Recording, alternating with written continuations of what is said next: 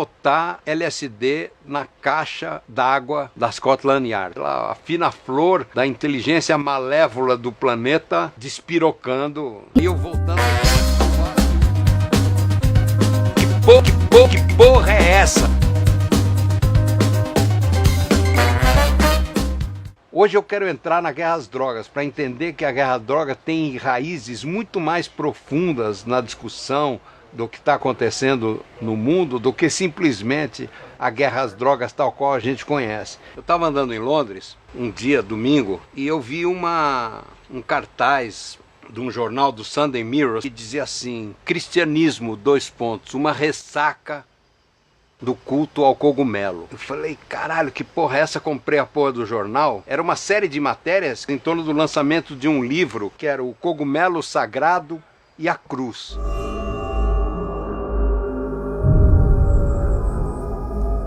De um cara chamado John Allegro, era um cara da academia, e ele foi pesquisar nos textos originais das religiões e chegou à conclusão que todas as religiões praticamente, e sobretudo o cristianismo, estavam baseados no culto ao cogumelo, ou seja, você tomar o cogumelo sagrado e com isso mergulhar e descobrir Deus. Era que isso foi falsificado completamente no processo da religião católica, que transformou o cogumelo numa hóstia de farinha transgênica. Ele dizia que Jesus era o cogumelo, e tem um monte de imagens disso.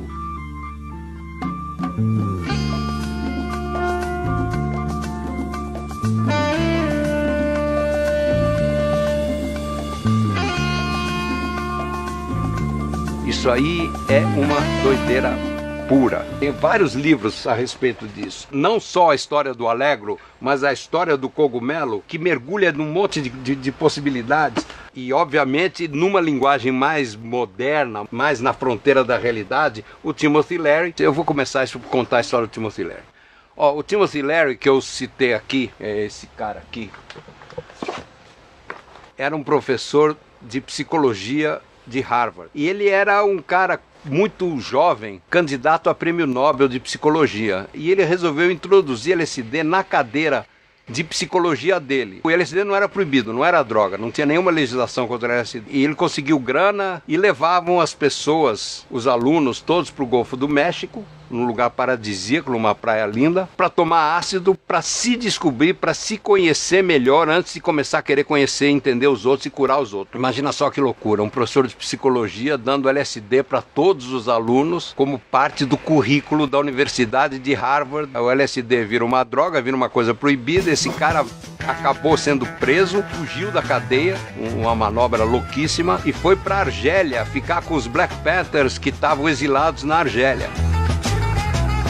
Trucking, got my chips cashed in, keep trucking, like the Doodah Man. Isso interferiu de uma forma profunda em transformar os caras que estavam pensando isso, sobretudo os caras da academia que estavam pensando isso, como que esses caras viram inimigos públicos muito rapidamente. O Timothy Leary foi o inimigo público número 1 dos Estados Unidos. A Angela Davis foi inimiga número 1 dos Estados Unidos. A Angela Davis, que fez parte desse movimento aqui, que não tem, na verdade, nada a ver diretamente com as drogas, mas é paralelo a um momento onde fumar maconha era fundamental para você transgredir. Os Black Panthers começam a se organizar e trazer de volta a possibilidade da cultura negra, do conhecimento negro e da filosofia africana ser revalidada através de uma coisa marcante, que era a cor da pele, representando todo um jeito de pensar o mundo que tinha sido destruído. Eles trabalharam muito com a ideia da importância da autoestima do negro. Não cortar o cabelo era uma forma de transgredir aquela estética careta americana que continua lá. Olha para os caras, os repórteres da Fox News, são todos caretíssimas. O cabelinho do João Dória é o exemplo ainda até hoje da caretice, e que o projeto era embranquecer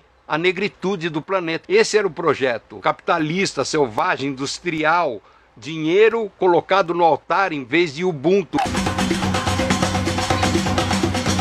Ubuntu tudo é uma coisa africana, é o conhecimento, é a liberdade, é a generosidade que une a África negra inteira. Era esse processo generoso de consciência coletiva. E uma das coisas que mata a África é levar a economia como padrão de avaliação se um país vai bem ou se um país vai mal, porque a África se fudeu e os índios brasileiros se fuderam, porque eles não vão bem economicamente, eles vão bem espiritualmente, eles vão bem de um outro jeito, não tem porra nenhuma a ver com o processo industrial. Quando a cultura branca chega na África, ela chega com duas imposições imperialistas terríveis. Uma é o alfabeto, que a cultura negra não tinha escrita, tinham sabedorias profundas transmitidas oralmente. O alfabeto é uma das formas profundas de tirania, tanto na África como nas Américas. Quando o alfabeto chega, as pessoas não ficam alfabetizadas, elas viram analfabetas. Então, a primeira imposição imperialista, capitalista, é transformar todo mundo em idiota porque não sabia ler e escrever e obriga todo mundo a cair na caretice da escrita. A segunda questão terrível é introduzir a fronteira. Não tinha fronteira. Os povos indígenas das Américas e os povos negros africanos e os povos negros muçulmanos eram nômades, não tinham fronteiras.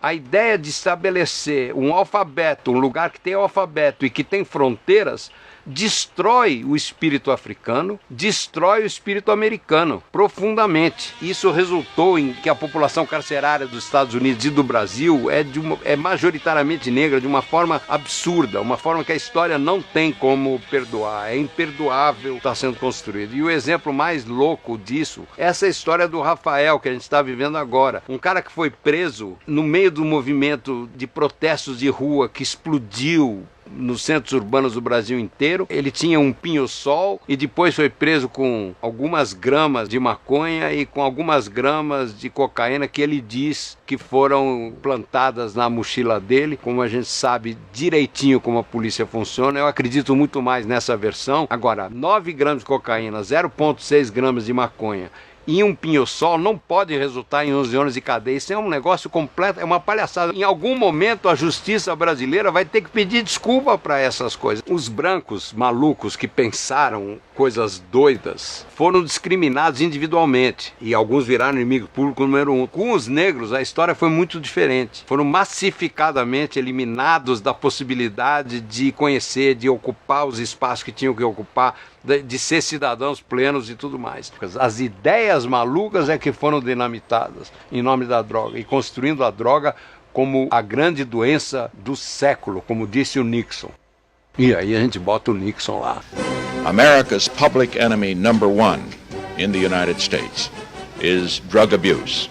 É a mesma coisa que está acontecendo hoje com a maconha. A maconha medicinal é bombardeada pela indústria farmacêutica. Uma das brigas sérias sobre a questão da legalização da maconha é legalizar o plantio, porque a maconha você pode cultivá-la dentro da tua casa. Você poder plantar a sua maconha e usar a maconha do ponto de vista medicinal. Medicinal do ponto de vista de curar uma porrada de doenças e medicinal do ponto de vista de curar o espírito.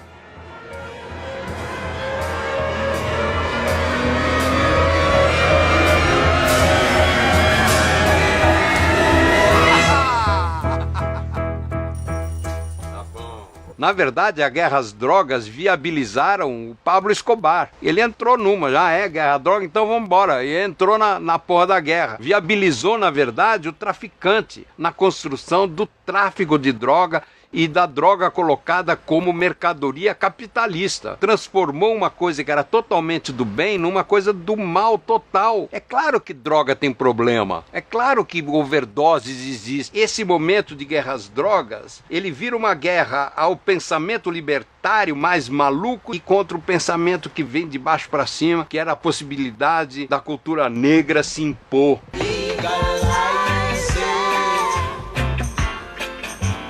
Eu fiquei muito feliz de ver que as ideias que eu defendi nesse último vídeo caem num momento muito interessante para que a gente de fato comece a olhar para esse novo mundo possível como uma coisa legal. Eu estou me desafiando, me reconstruindo aqui para ver como é que a gente avança nessas ideias e ver se a gente de fato reintroduz na política a possibilidade de dar uma puta virada de paradigma nessa caretice que tá rolando pelo mundo afora. Então é isso, a semana que vem tem bem mais, vamos avançando, beijo pra todo mundo.